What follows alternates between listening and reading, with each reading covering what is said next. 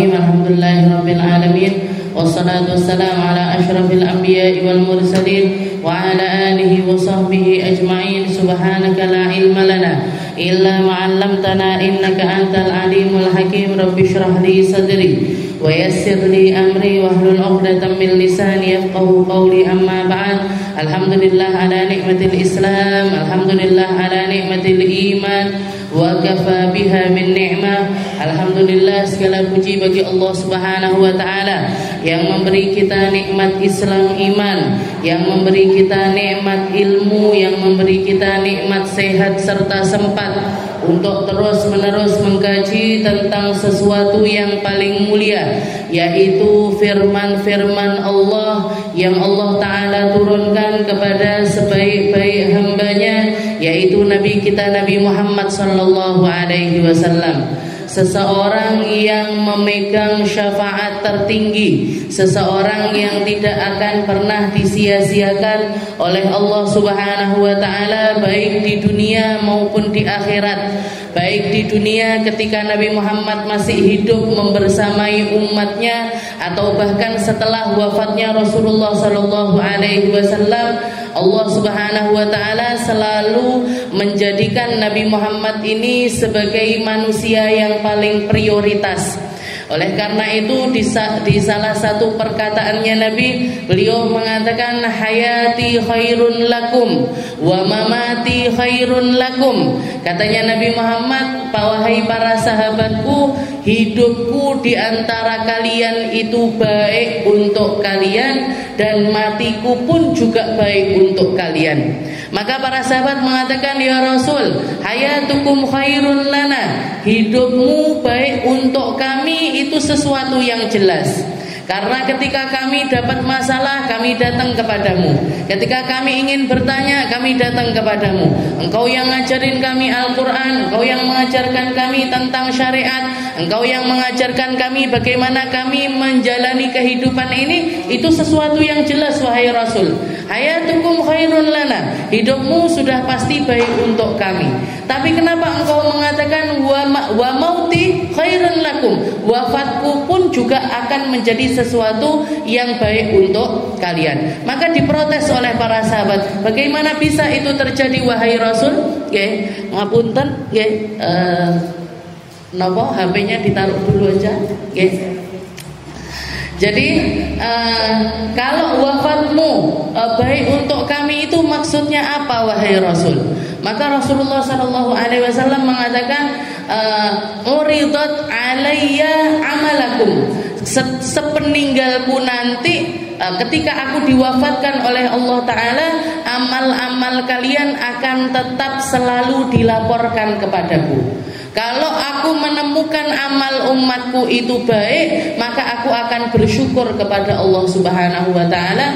Dan ketika aku mendapati amal kalian itu enggak baik, aku akan memintakan ampun kepada Allah Ta'ala bagi kalian. Itu yang dikatakan oleh Rasulullah Sallallahu Alaihi Wasallam. Jadi sejauh apapun zaman kita dengan Nabi, sebanyak apapun jarak tempuh kita dengan Rasulullah Sallallahu Alaihi Wasallam, kita ini kan jauh dari Nabi, baik dari segi tempat maupun waktu. Kita hidup di Indonesia, Rasulullah wafat dikebumikan di Madinatul Munawwarah, di negeri Madinah. Juga dari segi zaman kita juga jauh dari Nabi. 1400 tahun jarak kita dengan Rasulullah Sallallahu Alaihi Wasallam. Tapi itu semuanya tidak membuat hubungan antara kita dengan Nabi Muhammad itu terputus, enggak. Karena setiap zaman, setiap tempat, setiap hamba yang mengaku sebagai umatnya Rasulullah Sallallahu Alaihi Wasallam, itu amal mereka akan selalu dilaporkan kepada Rasulullah Sallallahu Alaihi Wasallam. Jadi Rasulullah tahu, Bu. Rasulullah tahu, oh ning Tulungagunge nek majelis iki. Oh, di Tulungagunge ada masjid ini. Ada sekolahan ini. Yayasan ini. Di Pantai dipantau sama Nabi. Oke. Dan salah satu hal yang Nabi Muhammad sampai nangis-nangis, nggak berhenti dari tangisnya kecuali dikabulkan permintaannya oleh Allah Subhanahu wa taala. Yang diminta sama Nabi adalah beliau nangis. Oke. Sepanjang hari menangis, di neng-neng sama Sayyidah Fatimah nggak berhenti, sama Sayyidina Abu Bakar nggak berhenti, sama Sayyidina Umar nggak, di neng-neng sopoe nggak mandek. Sampai akhirnya Allah Ta'ala mengatakan, ya Jibril, idhab ila Muhammad, wahai Jibril, datangi kekasihku Muhammad, datangi dia, tanyakan kepadanya apa yang karepe Muhammad ini, apa yang dia inginkan ini, apa, datangi dia, tanyakan kepadanya. Didatangi oleh malaikat Jibril nanya sama Nabi Muhammad SAW, ya Muhammad, apa yang engkau inginkan wahai Muhammad sampai engkau nangis gak berhenti-berhenti, siang malam kamu nangis, keluar dari rumahnya hanya untuk sholat, pulang nangis lagi, keluar lagi sholat, pulang nangis lagi, gitu terus. Setelah ditanya sama malaikat Jibril, Nabi Muhammad mengatakan, ya Jibril, wahai Jibril, aku mikirkan keadaan umatku. Kaifa haluhum min ba'di? Kaifa haluhum min ba'di? Bagaimana keadaan mereka nanti sepeninggal dari aku wahai Jibril? Siapa yang ngajarin mereka? Siapa yang bacakan Al-Qur'an untuk mereka? Siapa yang memahamkan mereka? Siapa yang nuntun mereka? Siapa? Itu yang ditanyakan sama Rasulullah SAW. Maka setelah itu, malaikat Jibril menyampaikan kepada Allah Subhanahu wa taala, wa huwa alimun bih, dan Allah Ta'ala pasti sudah tahu tentang apa yang diinginkan oleh Nabi. Tapi Allah Ta'ala tetap menerima laporan dari malaikat Jibril, dan malaikat Jibril menyampaikan apa yang diinginkan oleh Nabi Muhammad SAW.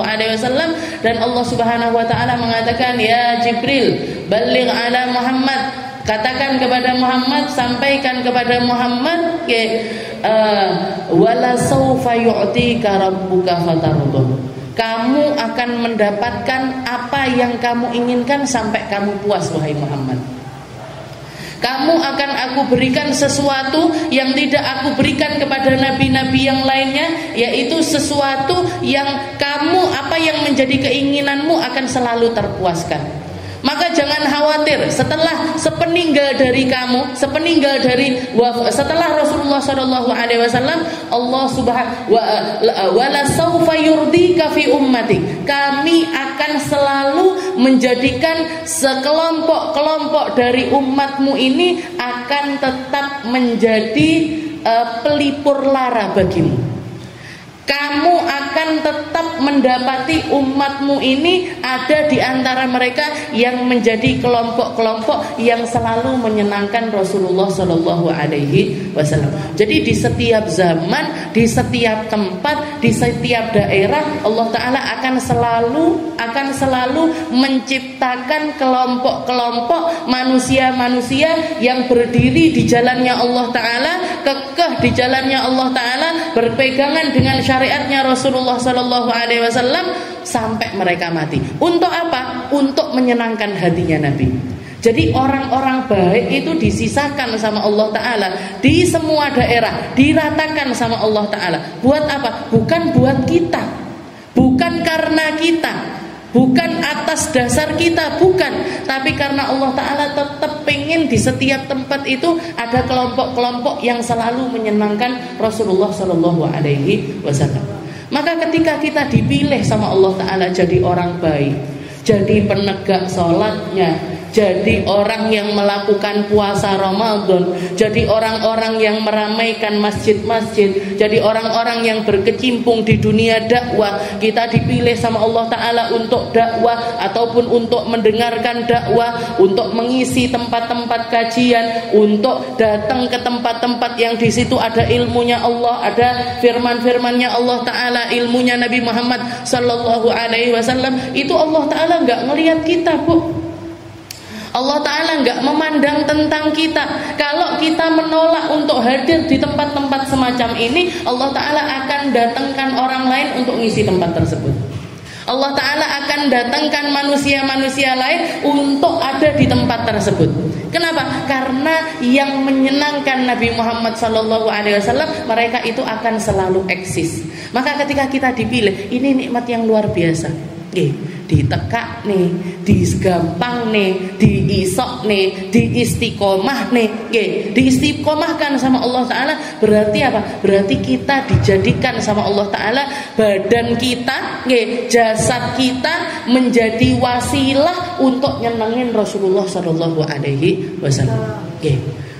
Dan ini enggak Allah Ta'ala berikan kecuali sama orang-orang yang dipilih sama Allah. Kalau kita nolak, didatangkan orang lain. Saya nggak mau ngaji di sini, Allah Ta'ala akan datangkan orang lain untuk ngaji di sini. Jadi tempat ini misalkan Bu Jujur nggak menolak untuk tempat ini dipakai untuk ngaji, Allah Ta'ala akan nyari tempat lain untuk dipakai ngaji. Seperti itu. Halud dakwah itu seperti itu. Haliyahnya kebaikan itu seperti itu. Kita nggak mau, akan tetap ada orang baik. Kita memilih untuk jadi orang pelit, Allah Ta'ala akan datangkan orang-orang dermawan.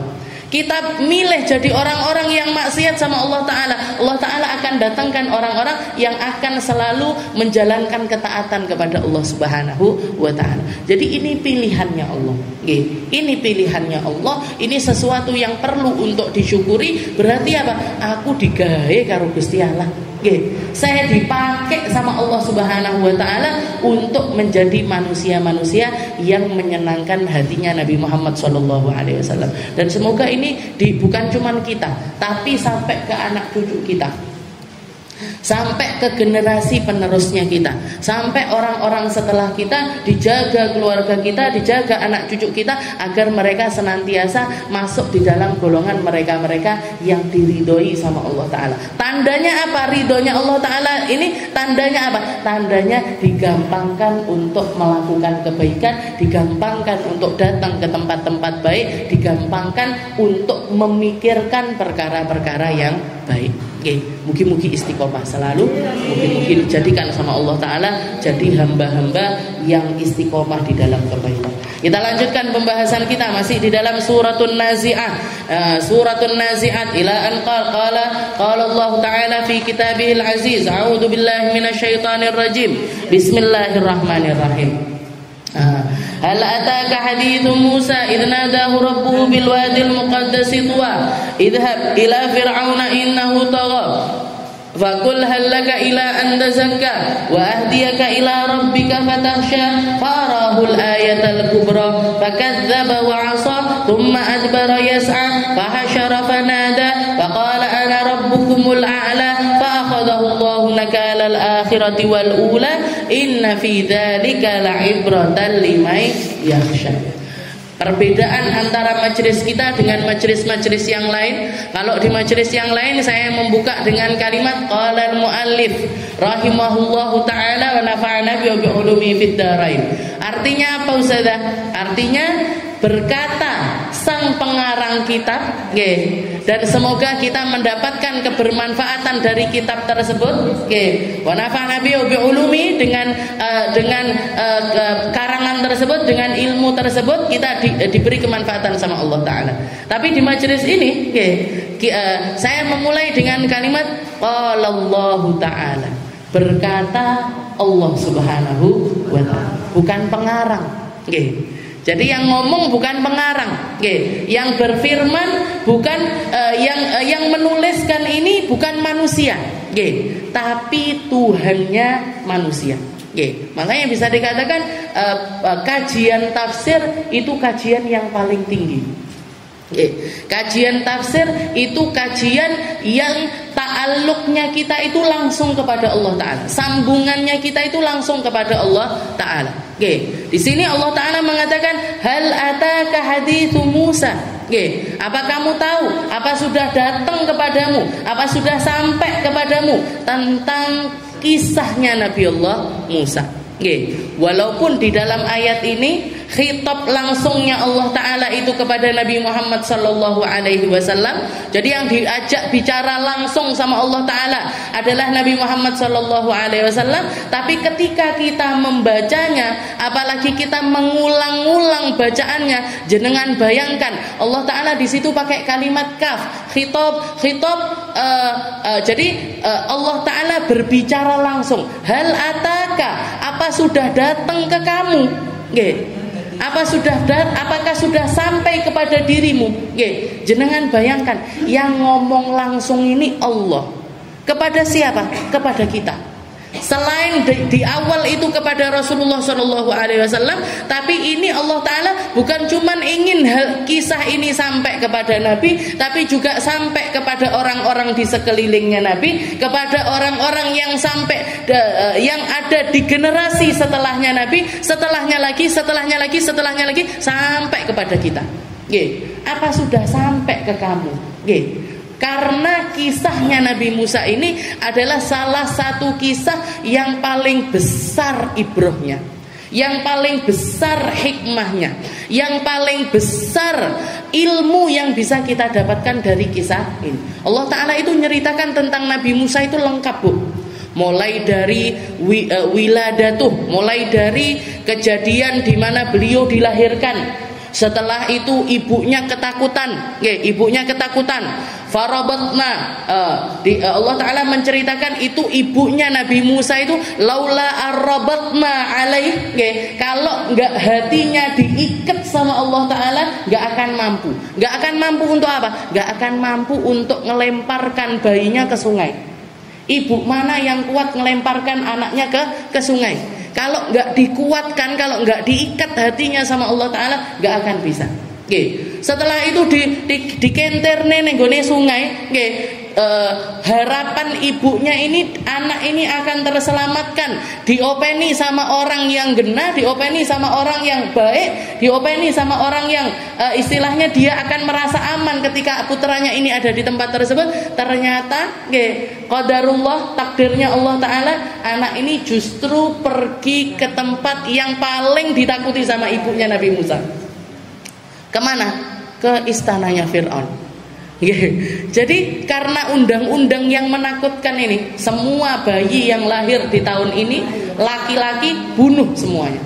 Ibunya takut, begitu lahirnya disembunyikan. Setelah itu dikenterne nenggone kali, dikenterne di sungai. Harapannya pergi ke tempat lain, justru malah pergi ke istananya Fir'aun. Tapi Allah Ta'ala nyembuhkan juga hatinya ibunya Nabi Musa dengan cara si anak ini ketika ditawari disusuin sama ibu nggak mau semuanya. Ketika yang nyusuin adalah ibunya sendiri baru mau. Diobati. Akhirnya apa? Akhirnya dikembalikan lagi ke ibunya, dikembalikan lagi ke rumahnya, diopeni neh karo ibu kandungnya sendiri tanpa Fir'aun tahu kalau itu adalah putra dari ibu itu sendiri. Nah ini siasahnya Allah Ta'ala itu nggak terkalahkan, skenarionya Allah Ta'ala itu nggak ada yang bisa balikkan. Berarti tulisannya Gusti Allah yang sudah tertulis itu mau siapapun yang ganti ndak iso ganti. Mau siapapun karepe ngene, kita merencanakan hari-hari kita. Aku isu arep ngene, engko awan ngene, engko sore ngene, engko bengi ngene. Lek Gusti Allah mboten kersa enggak dadi, Bu. Enggak jadi kalau Allah Ta'ala enggak mau. Nah ini jadi istilahnya permainan tulisan skenarionya Allah Ta'ala itu begitu. Jadi Allah Ta'ala itu lengkap nyeritakan tentang Nabi Musa. Kelahirannya diceritakan, masa mudanya ketika beliau ada di dalam istananya Fir'aun diceritakan. Ketika beliau diangkat jadi Nabi sama Allah Ta'ala, tapi belum jadi Rasul. Tapi belum jadi sudah jadi Nabi, tapi belum diangkat. Jadi ilmu itu sudah didatangkan kepada Nabi Musa, tapi untuk pribadinya sendiri, bukan untuk disampaikan kepada orang lain. Itu juga diceritakan sama Allah Ta'ala sampai kepada ini kisah yang paling, makanya di akhir kisah itu Allah Ta'ala inna fi dzalika la'ibratan liman yakhsha. Di dalam kisah yang satu ini saya nyeritakan kepada kamu kisahnya Nabi Musa itu banyak. Tapi di dalam kisah yang satu ini ada banyak sekali ibrah yang bisa kamu ambil. Kenapa? Kejadian saat apa? Kejadian ketika Nabi Musa pada akhirnya bukan cuman diangkat jadi nabi, tapi diangkat jadi rasul. Ilmu yang ada pada beliau bukan cuman untuk dirinya sendiri, tapi juga untuk didakwahkan, untuk diberikan kepada orang lain. Untuk diberikan kepada. Jadi orang punya ilmu setelah itu bisa menyampaikan ilmu, itu puncaknya kemuliaan.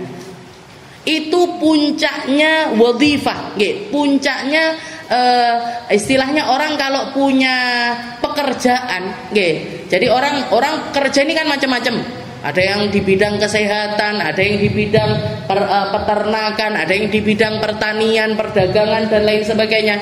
Dari sekian banyak wadhifah, dari sekian banyak pekerjaannya manusia, yang paling mulia di sisi Allah Ta'ala adalah ketika seseorang dapat ilmunya Allah, dapat ilmunya Allah, setelah itu dimampukan untuk menyampaikan ilmu tersebut. Karena bahkan ada orang-orang yang punya ilmu tapi nggak dimampukan untuk menyampaikan ilmu tersebut. Ada banyak ulama, ada banyak orang-orang jebolan pesantren, bahkan nyantrinya sampai ke Mekah, sampai ke Madinah, sampai ke Hadramut dan lain sebagainya, sampai ke Mesir, ke tempat-tempat yang jauh. Tapi enggak dibikin sama Allah Ta'ala untuk bisa menyampaikan ilmu tersebut. Maka ketika seseorang ini dapat ilmunya Allah, setelah itu dimampukan untuk menyampaikan ilmu tersebut, ini adalah pekerjaan yang para nabi dan rasulnya Allah Ta'ala itu dipekerjakan dengan pekerjaan tersebut. Jadi nggak ada yang lebih mulia daripada itu. Kita punya Al-Quran, bisa nyampaikan Al-Quran, iso ngaji, mulang ngaji, iso hadis, ngajar hadis, ngerti fikih, ngajar fikih, ngerti tafsir, ngajar tafsir, ngerti sirah, ngajar sirah. Nggak harus jadi pendakwah, nggak harus jadi pendakwah. Guru-guru agama, orang-orang yang punya ilmu, yang asalnya itu nyambungnya sama Rasulullah SAW, setelah itu mereka dimampukan untuk menyampaikan ilmu, itu adalah semulia-mulia pekerjaan. Itu adalah semulia-mulia pekerjaan. Jadi hal ataka haditsu Musa idz nadahu rabbuhu bil wadil muqaddas tuwa. Ketika apa? Ketika Musa ini pada akhirnya diangkat sama Allah Ta'ala untuk menjadi nabi, untuk menjadi rasul, untuk menjadi utusannya Allah. Dan yang ngangkat ini Rabbuh, yang ngangkat ini adalah Tuhan. Jadi di sini Allah Ta'ala pakai kata-kata Rabb. Rabb itu apa? Rabb itu adalah Allah Ta'ala dengan sifat yang menciptakan kita, yang menakar takdir kita, yang menakar rezeki kita, yang merawat kita, yang ngasih segala sesuatu untuk kita. Ini adalah Rabb. Di ayat yang lain, jangan kalau ini surat favoritnya kita, Allah Ta'ala mengatakan qul a'udzu birabbin nas, malikin nas, ilahin nas. Maksudnya sama, tujuannya tetap sama-sama kepada Allah Subhanahu wa Ta'ala. Tapi kenapa kok diulang sama Allah Ta'ala sampai 3 kali? Qul, katakan wahai Muhammad, a'udzu birabbin nas, saya berlindung kepada Tuhannya manusia. Setelah itu malikin nas, pemilik manusia. Ilahin nas, Tuhannya manusia. Tuhannya manusia. Kenapa kok sampai 3 kali? Kenapa enggak sekali aja? Kenapa enggak qul a'udzu birabbin nas? Langsung kenapa kita minta perlindungan dari apa? Minal jinnati wan nas. Minal waswasil khannas, dari waswasanya al khannas. Khannas ini apa? Setan yang bentuknya manusia ataupun juga jin. Jadi setan itu ada 2 macam, Bu. Ada setan yang kelihatan, ada setan yang enggak kelihatan. Tapi tujuannya sama. Tujuannya apa? Tujuannya memalingkan manusia dari ketaatan kepada Allah Ta'ala. Jadi kalau sampai ada apa? Setan sing ketok nggih ngompori jenengan ora usah ngaji, rai dhisik, ngopi ae, dolan ae nggih. Jenengan banyak ul a'udzu birabbin nas. Utawa langsung a'udzu billahi minasyaiton. Kenapa kok gitu? Ini setan ini. Setan sing ketok, nggih. Setan yang kelihatan dan kadang-kadang setan yang kelihatan, nggih. Kadang-kadang setan yang kelihatan itu lebih sulit dihindari ketimbang setan sing gak ketok, nggih. Setan yang kelihatan itu kadang-kadang luwih angel, nggih. Omong-omongane luwih angel, tutur-tuturane luwih angel. Nggih. Jadi Al-Khannas itu gitu. Ya, ada setan itu dua macamnya. Ada yang kelihatan, ada yang enggak kelihatan. Tapi tujuannya sama. Oke. Tujuannya sama, yaitu memalingkan orang dari ketaatan kepada Allah Subhanahu wa taala. Nggih, lek HP-ne sing ngejaki maksiat, a'udzubillahi minasyaiton. Nggih. Lek TV-ne sing ngejak maksiat, a'udzubillahi minasyaiton. Nggih.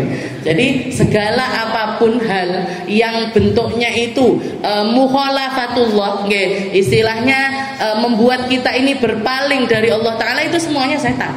Nggih. Tapi enek sing ketok, enek sing enggak ketok. Nggih. Enek sing. Kalau yang enggak kelihatan, Bu, kalau yang enggak kelihatan gampang katanya caranya Nabi Muhammad itu ngasih tahu caranya kamu untuk menghindar dari setan yang enggak kelihatan itu gampang. Apa? A'udzubillahi minasyaiton. Baca a'udzubillahi minasyaiton, dia bakalan mengecil sampai jadi kayak lalat, habis itu pergi. Nggih. Tapi sing ketok iki lho, nggih. Nah, yang kelihatan diwacani a'udzubillahi minasyaiton, ndak tambah cilik. Opo to aku yo iso. Nah, malah ngono gadur malah. Nah, jadi lebih sulit ditangani. Jadi di sini Allah taala itu di awal ayat itu qul a'udzu birabbin. Kenapa kok dia? A'udzu birabbin nas. Nggih. Aku berlindung kepada Allah taala dari Tuhannya manusia. Tuhan yang sifatnya apa? Yang sifatnya mengadakan kamu, dewasakan kamu, ngopeni makanmu mulai dari kamu masih di perut ibumu sampai kamu lahir, sampai kamu remaja, sampai kamu dewasa, sampai kamu punya anak, sampai kamu jadi orang tua. Itu Tuhan yang mulai dari awal memperhatikan kamu. Itu sifatnya Allah taala yang ar-rububiyah, nggih, ar-rububiyah, yang merawat kita, yang menciptakan kita, yang mengadakan kita. Nggih. Setelah itu Allah taala mengatakan ilahin nas, malikin nas. Nggih.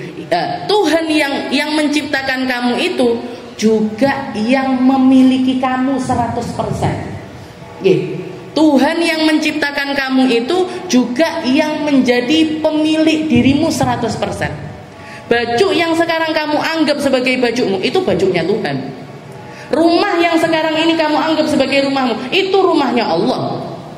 Nafas yang sekarang ini kamu berhembus dan juga hirup, itu nafas dari Allah. Kamu ini gak punya apa-apa. Kamu ini gak punya kuasa apa-apa. Gigimu, hidungmu, telingamu, matamu, semuanya bukan punya kamu, tapi punyanya Allah. Malikin nas.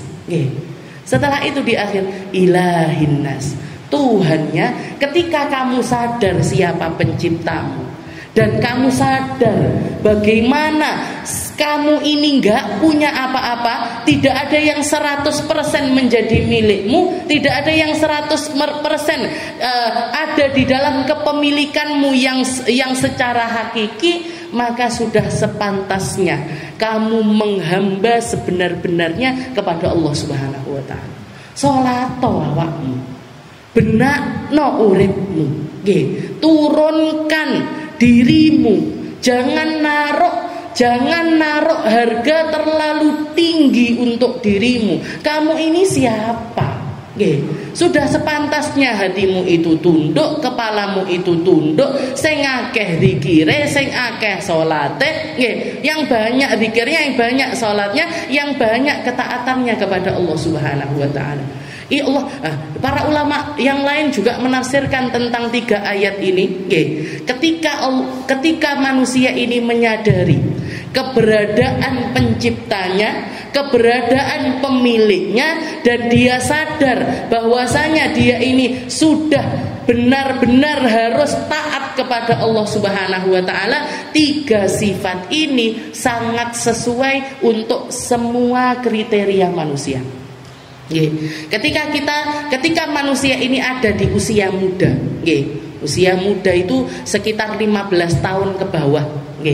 Jadi masa-masa transisi antara anak-anak ke dewasa. 15 tahun ke bawah, yang biasanya kalau perempuan mulai haid di masa tersebut, mulai puber di masa tersebut. Kalau anak laki-laki mulai mimpi basah dan lain sebagainya. 15 tahun ke bawah itu pendidikan yang paling pas untuk mereka adalah disadarkan siapa penciptanya.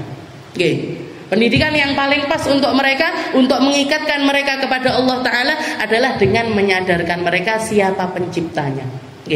Jadi ngomong sama anak-anak di usia tersebut, nggak perlu keras-keras, nggak perlu banter-banter, nggak perlu nesu-nesu, nggak perlu marah-marah, tapi cukup pahamkan kepada mereka siapa Tuhannya. Kenalkan setiap amaliyah mereka kepada Allah Subhanahu. Ma, kenapa kok saya sholat? Ya, biar kita dicinta sama Allah. Ma, ini makanan ini dari siapa? Mamah mah cuman, kalau makanan ini mamah ini cuman masakin kamu. Mamah yang ngasih bumbu, mamah yang motong-motong. Abahmu, bapakmu yang nyari duitnya, tapi yang ngasih kita ini semuanya adalah Allah Subhanahu wa taala. Nah, itu di bawah usia. Di atas usia 15 tahun, fahamkan mereka kalau mereka ini sepenuhnya miliknya Allah. Bennya apa? Bendak gadur. Biar mereka ini enggak kelewat batas. Biar mereka ini enggak sampai melakukan hal-hal yang dimurkai sama. Karena tabiatnya anak usia 15 tahun ke atas itu pongah, congkak, merasa aku yang paling hebat. Makanya biasanya effortnya mereka itu show up. Apa itu show up? Jadi menampilkan dirinya. Aku yang paling pinter, berbangga dengan kepintarannya. Yang paling kuat ngerasa. Nah itu demo-demo dinopo niku sing sampai semua orang masuk ke rumahnya. Jangan lihat itu anak umur berapa itu? 15 tahun ke atas. Umur 40 sudah melok. Wes kesel, wes ngene titik keringgingan. Nah, jadi ikut konvoi sebentar wes keringgingan. Nah, itu anak-anak usia tersebut 15 tahun ke atas. Sampai umur berapa? Sampai umur 30-40. Nah, jadi di situ yang paling dominan kalau kita masih tetap istilahnya pengen ada di dalam naungannya Allah Ta'ala, ambil kesadaran kita ini 100% miliknya Allah. Semua yang kita miliki bukan punyanya kita, tapi punyanya Allah. Nanti usia 40 tahun ke atas, ilahinnas, Tuhannya manusia, Tuhannya manusia. Yang karena biasanya 40 tahun ke atas wis masalahnya wis gede-gede bisa. Jadi wis nggak sempet mau show up wis boyoke wis cekot-cekot, sikile wis keringgingan ngoten niku. Nah, itu maka yang paling pantas untuk mereka adalah merenungkan dirinya, memperbaiki hubungannya dengan Allah Subhanahu wa taala. Jadi idnadahu rabbuhu bil. Jadi Allah Taala mengatakan idnadahu rabbuhu bil wadil muqaddas itu. Ketika Nabi Allah Musa ini aku panggil ke Ardil Muqaddas Tua, di lembah suci yaitu Bukit Tua, dan yang manggil ini adalah Allah Subhanahu wa taala. Maksudnya Allah Taala kalau mau naikkan derajat seseorang itu terserah Allah, mau menghinakan seseorang terserah Allah, mau istilahnya milih ini untuk jadi ini, milih ini untuk jadi ini, itu terserah Allah Taala. Makanya nggak boleh kita itu hasud yang paling hasud atau hasud yang paling buruk itu adalah ketika kita hasud tentang kemuliaan orang lain yang Allah Ta'ala berikan kepada mereka. Seakan-akan kita nganggep Allah Ta'ala ini salah tempat. Ya Allah, kok Nabi Musa yang jadi nabi? Kenapa nggak suami saya? Kenapa enggak anak saya? Kenapa kok enggak orang-orang sekitar saya? Kenapa kok nabinya yang diangkat Nabi Musa ya Allah?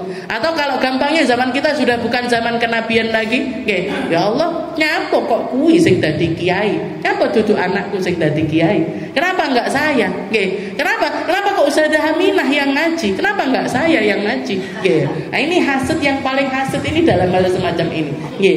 Mary nggih, iri sama sesuatu yang menjadi minnatullah, yang menjadi anugerahnya Allah Ta'ala kepada seseorang. Dan itu adalah kedurhakaan yang sangat besar. Kenapa? Karena kita berarti hasud itu, penyakit hasud itu berbahaya, yang sampai dikatakan sama Nabi Muhammad SAW, al-hasad ta'kulul hasanat kama ya'kulun narul hatab.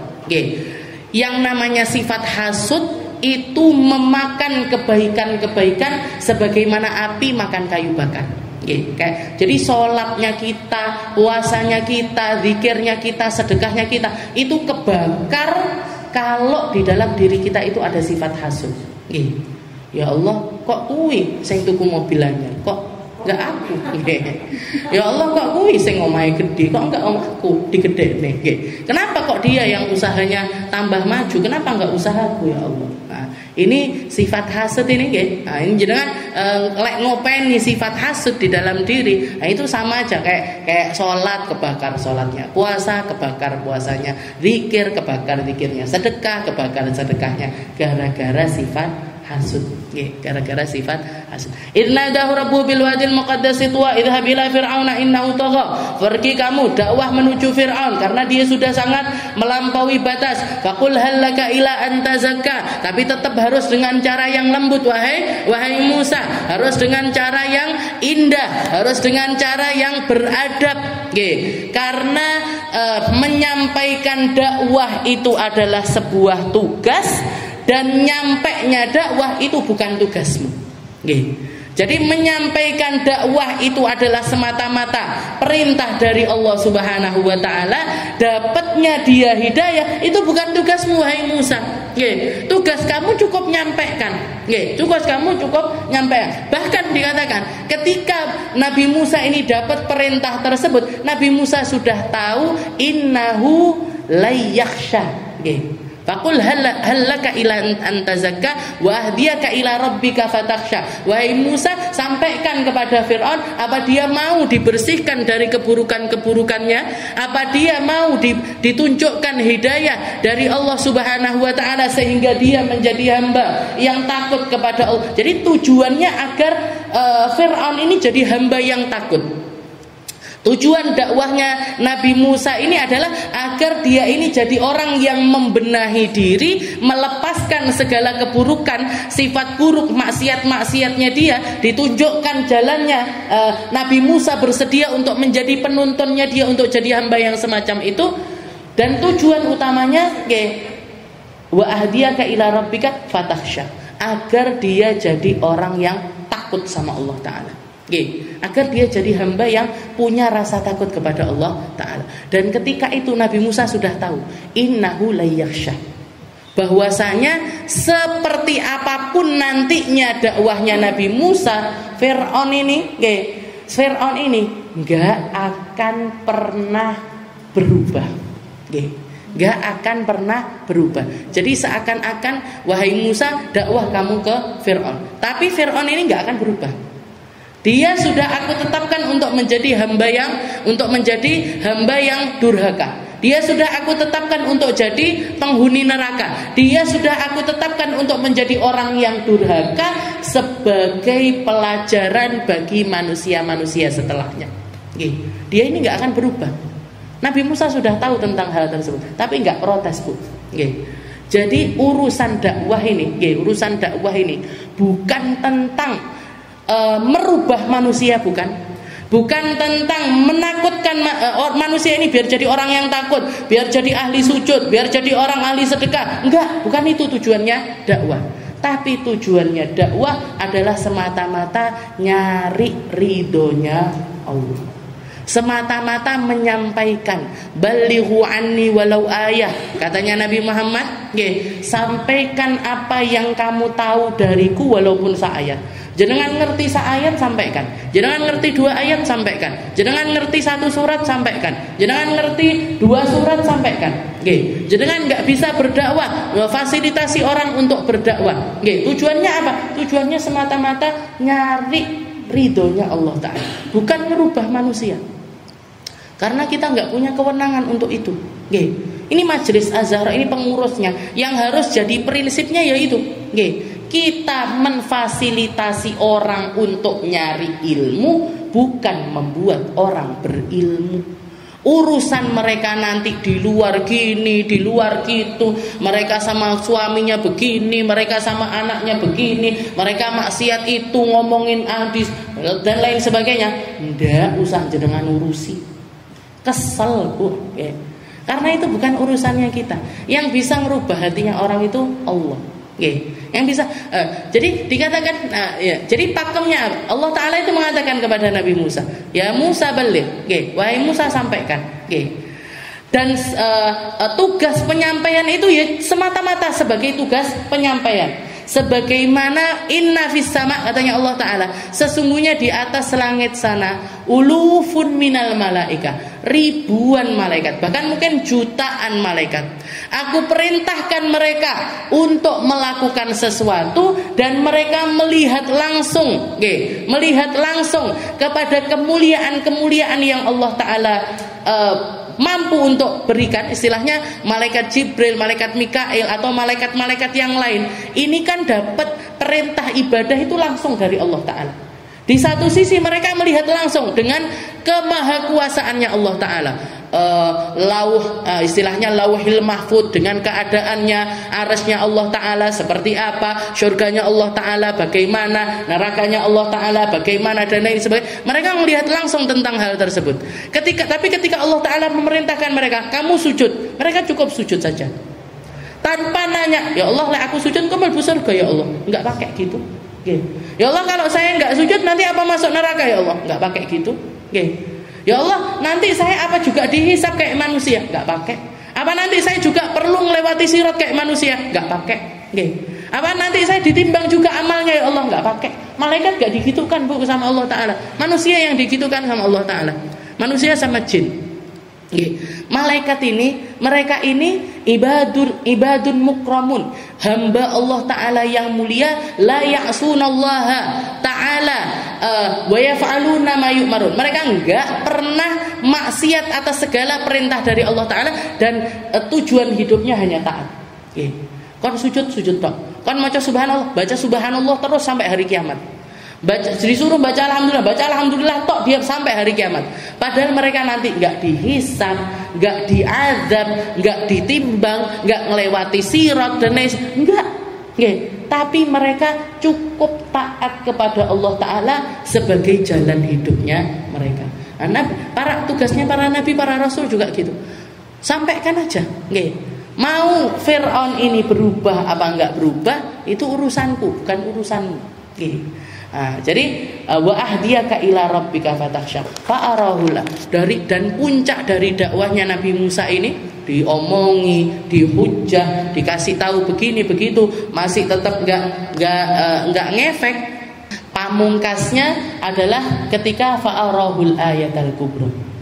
Jadi sebagai bukti kerasulannya Nabi Musa itu mengeluarkan mukjizatnya, yaitu berupa ada 2 macam. Yang paling besar yaitu ketika beliau melempar tongkatnya itu berubah jadi ular, dan ketika beliau masukkan tangannya ke dalam jubahnya, yakhruj bayda lin nadirin, keluar dalam keadaan bercahaya. Dimasukkan lagi padam, dimasukkan lagi bercahaya lagi, dimasukkan lagi padam lagi. Itu mukjizatnya Nabi Allah Musa sesuai dengan keadaan zaman tersebut. Karena yang paling populer di zaman itu, atau istilahnya yang paling keren, yang paling dianggap, yang paling bikin viral, itu ketika seseorang itu punya ilmu sihir paling tinggi. Mereka akan istilahnya gajinya paling besar. Setelah itu duitnya paling banyak, paling dihormati oleh manusia, itu adalah para penyihir zamannya Nabi Musa. Kalau zamannya Nabi Isa lain lagi. Nggih, yang paling populer adalah mereka-mereka yang punya ilmu kedokteran paling tinggi. Nggih, yang bisa ngobati ini dan lain sebagainya. Makanya Nabi Isa dikasih mukjizat sama Allah Taala ilmu pengobatan tertinggi yang nggak akan mampu dilakukan sama dokter manapun. Bahkan mulai dari zaman itu sampai akhir zaman nggak ada dokter kayak Nabi Allah Isa. Iso ngobati kusta, iso ngobati lepra, bisa menghidupkan orang yang sudah mati. Nggih, dokter mana yang bisa hidupin orang mati? Nggih, wis mati yo wis ditokne karo dokter. Nggih toh, ndak terus tak kasih ini, nanti bisa ini, nanti hidup lagi insyaallah. Ndak enak. Nggih, dokter kalau sudah mati angkat tangan. Nah, ini Nabi Isa dikasih mukjizat. Nah, di zamannya Nabi Musa yang paling tinggi atau yang paling mulia adalah mereka para penyihir. Maka mukjizatnya adalah mukjizat sihir. Fa'arahul ayatal kubra fakadzdzaba wa 'asa. Dan tetap aja Firaun selalu mendustakan apa yang dia lihat, enggak percaya sama menolak dengan apa yang dikatakan oleh Nabi Musa wa 'asa. Bahkan semakin menjadi kedurhakaannya. Nggih. Tsumma adbara yas'a. Ketika Nabi Musa menunjukkan mukjizatnya yang terbesar, Firaun juga pengen melakukan sesuatu yang menandingi mukjizatnya Nabi Musa. Apa yang dilakukan? Fa adbara yas'a fahasyara fanada. Dia pergi, langsung ngasih perintah, langsung memberikan perintah kepada istilahnya pengawal-pengawalnya, fahasyara fanada.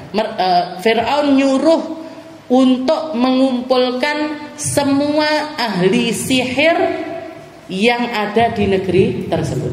Fahasyara fanada, dikumpulkan semua penyihir. Dan dikatakan di sini banyaknya penyihir yang dikumpulkan sama Firaun ada sekitar 72.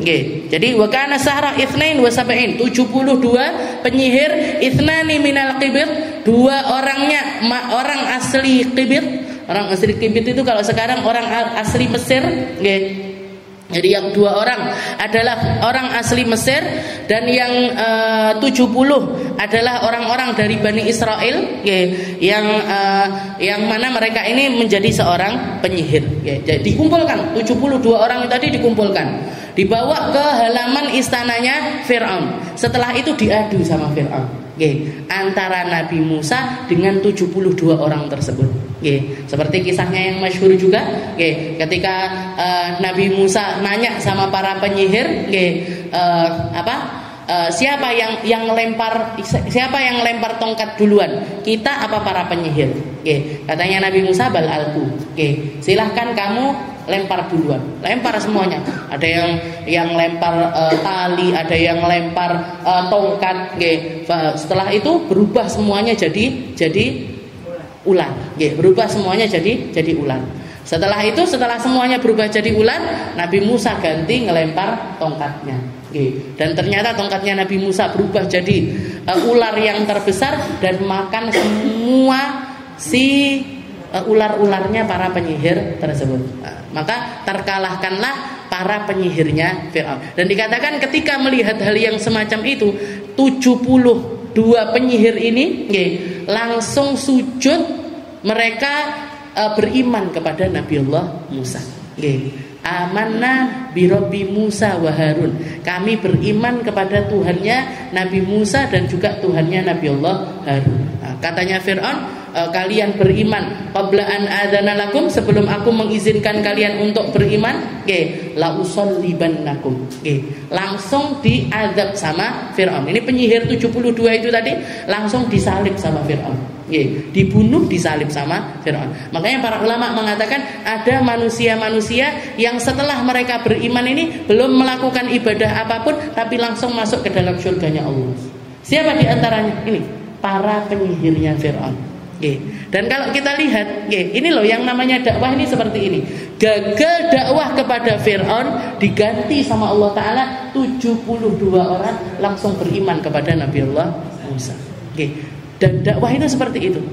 Kadang kita itu pengennya nyadarin orang itu.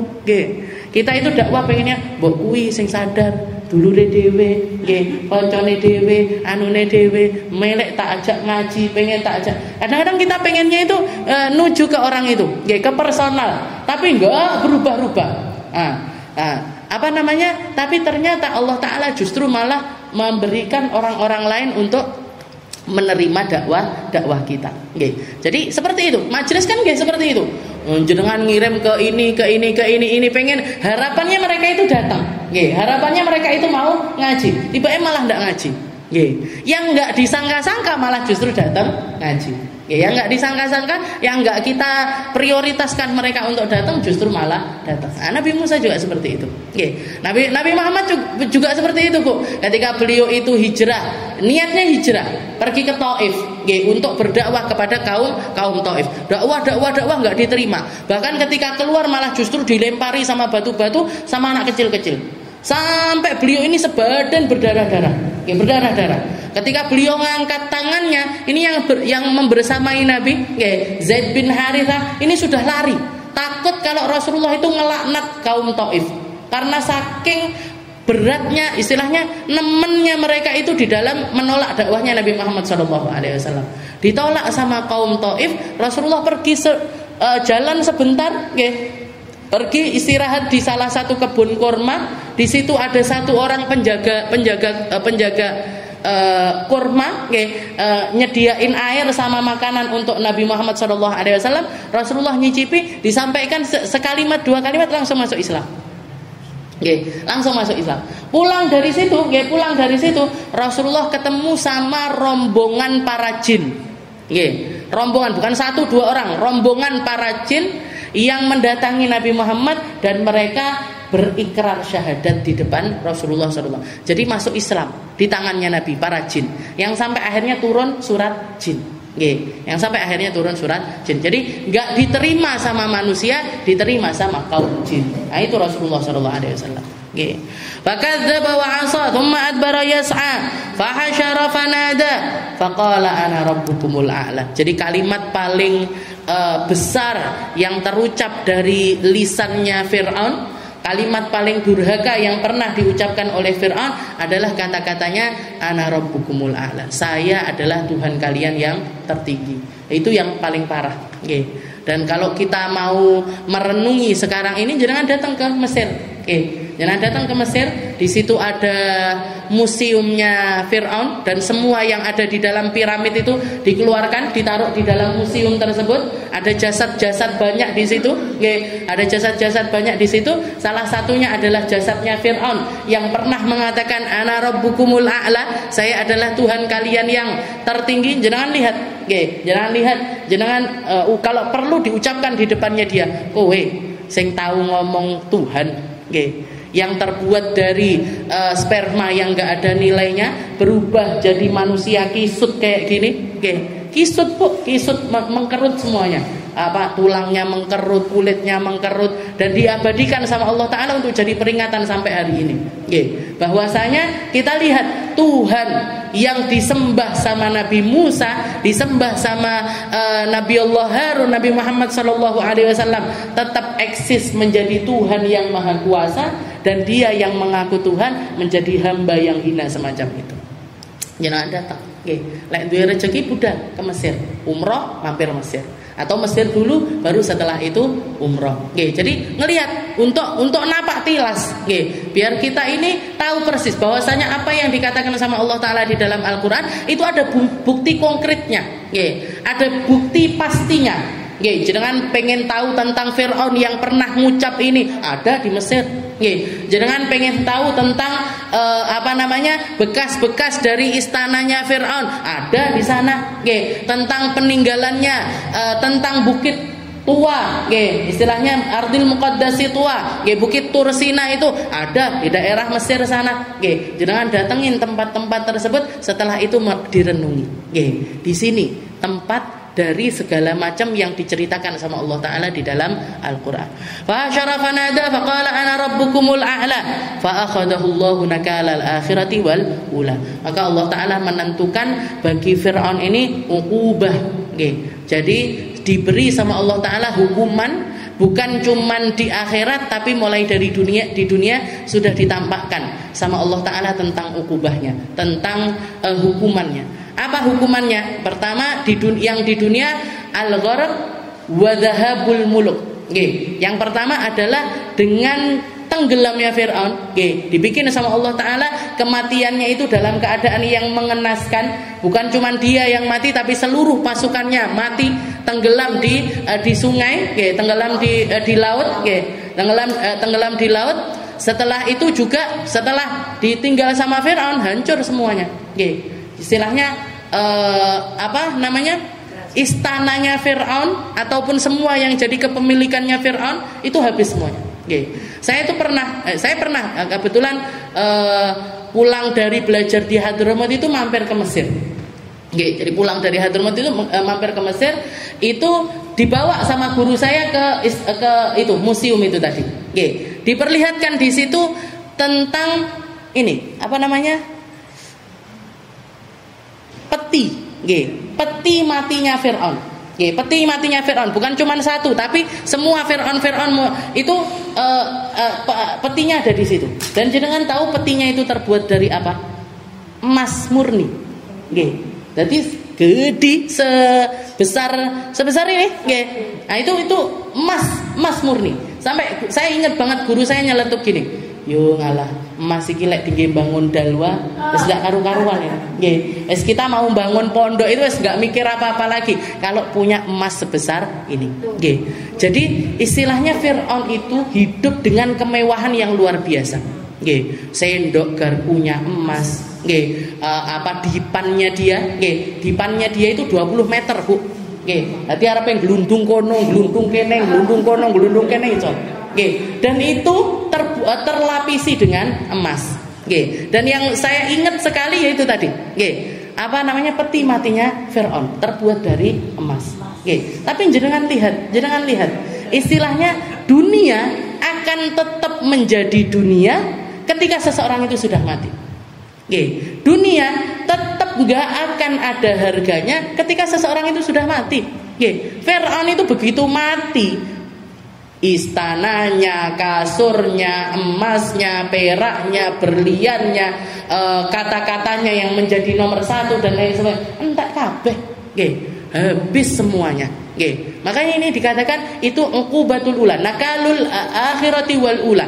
Di dunia sama Allah Ta'ala ditampakkan tentang hukumannya. Hukumannya apa? Kamu mau seperti apapun derajatmu di sisi manusia, bakal mati, lek wis mati entek kabeh.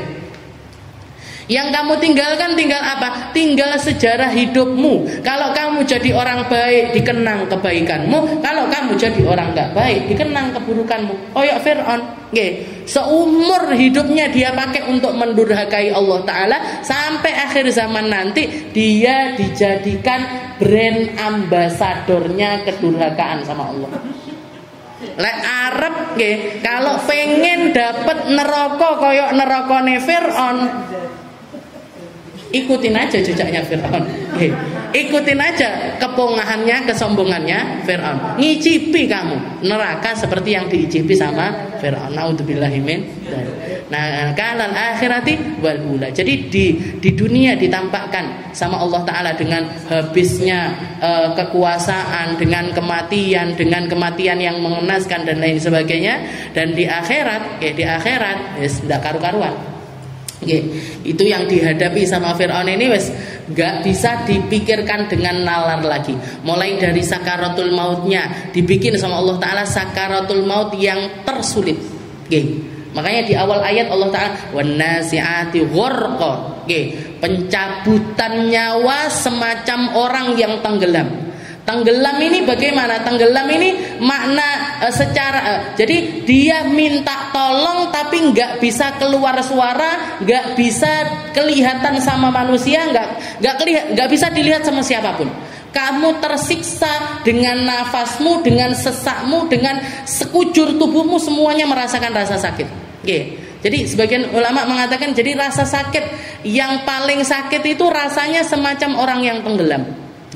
Dan Fir'aun merasakan hal tersebut. Wan nazi'ati gharqa. Dicabut sama pencabut nyawa yang nyabutnya itu keras-keras. Bahkan dicabut balik nenek, cabut balik nenek, cabut balik nenek. Jadi itu mulai dari pencabutan nyawanya sulit sampai yang kubur sembuh. Pertanyaannya kubur seperti apa dia dapat, nanti di padang mahsyar seperti apa dia, pokoknya ndak enak toh di sini sampai masuk di nerakanya Allah Taala, bukan yang paling atas tapi yang paling bawah. Dan lengkap, istilahnya bukan cuman istilahnya diadab. Kalau misalkan kalau umatnya Nabi Muhammad, misalkan mereka itu selama mereka masih beriman, selama mereka masih beriman, misalkan ada satu kemaksiatan yang mereka lakukan, nggak sholat misalkan, ya sudah masuk neraka, diadab dengan adabnya orang yang nggak mau sholat. Apa adabnya? Bukan ini adab ini bahkan bukan adabnya orang yang nggak sholat, orang-orang yang kepalanya itu berat kalau dipakai sholat. Diceritakan sama Nabi Muhammad ketika Isra Mi'raj, nanti ada satu kaum, dia ada di tempat tersebut, tahu-tahu didatangkan batu besar, datangkan batu besar, dikeprok nih di kepalanya mereka, sampai hancur, matanya keluar, semua otaknya ini keluar semua, berhamburan semua, dikeprok nih, balik lagi, dikeprok nenek, balik nenek, dikeprok nenek, balik nenek, terus seperti itu. Nabi Muhammad nanya, manhum ya Jibril, siapa ini mereka ya Jibril? Mereka adalah orang-orang ru'usuhum thaqulat sa'anis shalah. Mereka adalah orang-orang yang kepalanya ini berat kalau dipakai sholat. Bukan nggak sholat loh berarti. Bukan orang-orang yang nggak sholat, tapi yang kepalanya itu berat dipakai sholat. Ya sudah, kalau misalkan maksiatnya satu ini, mereka diadab dengan hal tersebut, selesai masuk surga. Orang berzina diadab dengan adabnya berzina, habis itu masuk surga. Orang minum khamr diadab adabnya orang minum khamr, habis itu masuk surga. Tapi kalau Fir'aun lengkap, segala macam maksiat, segala macam bentuk azab, segala macam bentuk penyiksaan yang Allah Ta'ala berikan kepada manusia di dalam neraka, dirasakne kabeh karo Fir'aun. Dirasakan semuanya oleh Fir'aun dan manusia-manusia semacam Fir'aun. Dan manusia-manusia semacam Fir'aun. Fa akhadahu Allah nakala al-akhirati wal ula inna fi dzalika la'ibratan liman yakhsha. Dan ini akan menjadi sebuah peringatan yang sangat besar bagi mereka-mereka yang punya rasa takut kepada Allah Ta'ala. Jadi yang paling jedit, di sini nih yang hadir ini, yang paling banyak jatah keilmuan bagi mereka yang diberikan sama Allah Ta'ala di tempat ini adalah mereka-mereka yang paling takut sama Allah. Semakin besar rasa takutnya, semakin mereka mendapatkan hikmah yang luar biasa. Semakin takut sama Allah Ta'ala, semakin akan merubah kehidupannya. Semakin takut sama Allah Ta'ala, semakin ingin menjadi hamba yang taat kepada Allah Ta'ala. Allahumma ja'alna minhum. Mungkin Allah Ta'ala ngasih kita rasa takut. Mungkin Allah Ta'ala menjadikan ilmu kita ilmu yang berbuah takut. Mungkin apa yang kita pelajari hari ini menjadi pembelajaran besar bagi kita yang akan memperbaiki seluruh lini kehidupan kita. Usia kita diperbaiki sama Allah Ta'ala, kesehatan kita diperbaiki sama Allah Ta'ala, keseharian kita diperbaiki sama Allah Ta'ala, sholat kita, puasa kita, sedekah kita, semua amal ibadah kita mungkin berbuah dari rasa takutnya kita kepada Allah Ta'ala. Ala hadhihi niyah wa ala kulli niyatin salihah wa ila hadratin Nabi Muhammad sallallahu alaihi wasallam bisirril Fatihah.